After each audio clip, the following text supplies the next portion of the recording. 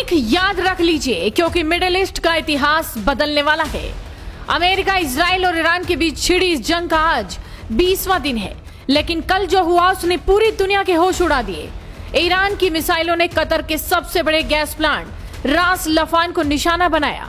वो प्लांट जो पूरी दुनिया की एनर्जी सप्लाई की लाइफलाइन है।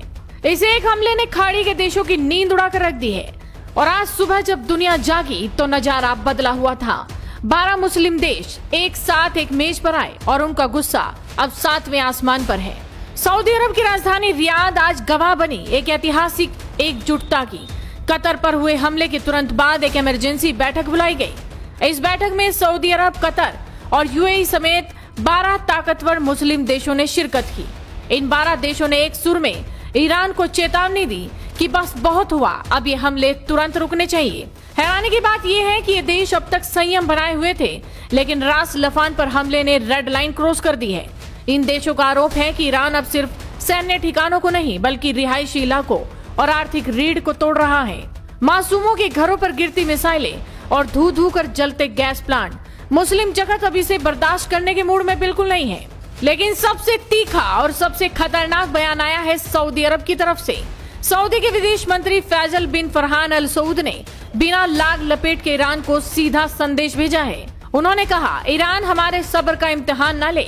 हमारे पास वो ताकत है कि हम ईरान के हर हमले का मुंह तोड़ जवाब दे सके। And I think that's the clearest signal of how Iran feels about diplomacy.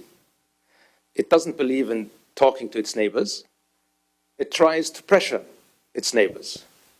And what I can say categorically, that's not going to work. The kingdom is not going to succumb to pressure.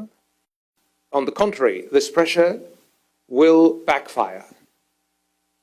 Will backfire politically, will backfire, I believe, morally, and certainly, as we have stated quite clearly, we have reserved the right to take military actions if deemed necessary. And if the time comes, the leadership of the kingdom will take the necessary decision. Saudi Arab का ये बयान मामूली नहीं है।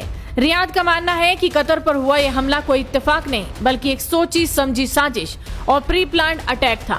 Saudi ने साफ कर दिया है कि अगर ईरान की हिमाकत जारी रही तो खाड़ी के देश सिर्फ दर्शक बनकर नहीं बैठेंगे। उनके पास जवाब देने के लिए पर्याप्त सैन्य शक्ति और संसाधन मौजूद हैं। अब सवाल ये है कि आखिर ईरान ने रास लफान को ही क्यों चुना, क्योंकि ये सिर्फ कतर का नहीं बल्कि दुनिया का सबसे बड़ा LNG एक्सपोर्ट सेंटर है। इस पर हमले का मतलब है दुनिया भर में गैस की किल्लत और मंदी को दावत देना।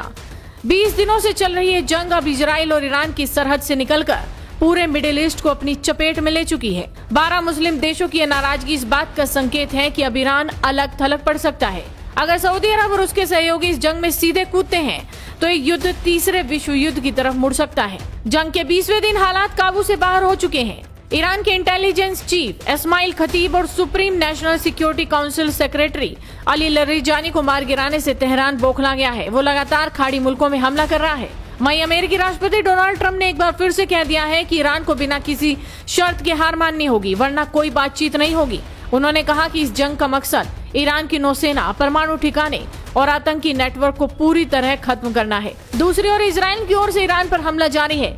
ईरान की साउथ पार्स गैस फील्ड समेत 200 से ज्यादा ठिकानों पर हमले किए गए हैं। लेबनान में हिजबुल्लाह के इलाकों में भी बफर जोन बनाया जा रहा है। कुवैत और सऊदी अरब में भी तेज धमाके सुनाई दिए हैं। फिलहाल एक तरफ ईरान के तेवर ढीले नहीं हो रहे तो दूसरी तरफ 12 देशों की एकजुटता ने नया मोर्चा खोल दिया है। क्या सऊदी की ये चेतावनी ईरान को पीछे हटने पर मजबूर करेगी या फिर मिडिल ईस्ट की धरती एक ऐसी तबाही देखेगी जिसे सदियों तक भुलाया नहीं जा सकेगा? पूरी दुनिया की नजरें अब ईरान के अगले कदम पर टिकी है। वीडियो को शेयर कीजिए और जुड़े रहिए हेडलाइंस इंडिया के साथ।